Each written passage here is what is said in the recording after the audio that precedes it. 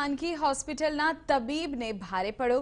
અમદાવાદની આદિત્ય હોસ્પિટલના તબીબ કમ સંચાલક નરેશ મલ્હોત્રા વિરુદ્ધ એસીબીમાં ગુનો દાખલ કરાયો છે અને પોલીસે તપાસ પણ હાથ ધરી છે। આદિત્ય હોસ્પિટલના તબીબ નરેશ મલ્હોત્રા સામે આરોપ છે કે તેમણે એએમસીના નાયબ આરોગ્ય અધિકારી અરવિંદ પટેલ વતીથી દર્દી પાસે બિલની કુલ રકમના 10% રૂપિયા માંગ્યા।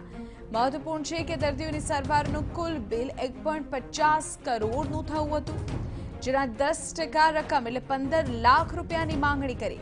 ઉલ્લેખનીય છે કે કોઈપણ ખાનગી હોસ્પિટલમાં સારવાર લીધા બાદ નાયબ આરોગ્ય અધિકારી અરવિંદ પટેલ પાસે જ બિલ મંજૂર કરાવવું પડે છે, ત્યારે ઠોસ પુરાવા મળતા લાંચ રૂશ્વત વિરોધી શાખાએ આ ગુનો દાખલ કરી તપાસ હાથ ધરી છે।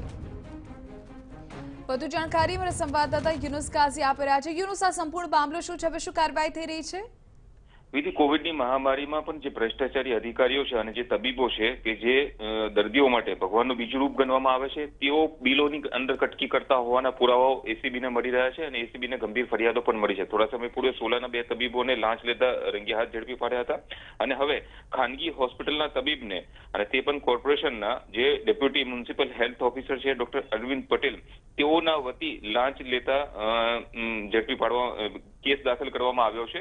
તેઓની વિરુદ્ધ ફરિયાદ મળી હતી કે તેઓ 1.5 કરોડનું જે બિલ છે તે મંજૂર કરવા માટે લગભગ 15 લાખ રૂપિયા જેટલી લાંચ માંગે છે અને તે સંદર્ભે આ અંગેના પુરાવાઓ એકત્ર કરવામાં આવ્યા હતા। જે બિલો છે તે તથા બેંક એકાઉન્ટ વગેરેની તપાસ કરવામાં આવી હતી અને ત્યારબાદ એસીબી દ્વારા લાંચ માંગવાનો ગુનો દાખલ કરવામાં આવ્યો છે। ડોક્ટર નરેશ મલ્હોત્રા આદિત્ય હોસ્પિટલના સંચાલક છે કે જે સોલા ભુયંગદેવ ખાતે આવેલી છે।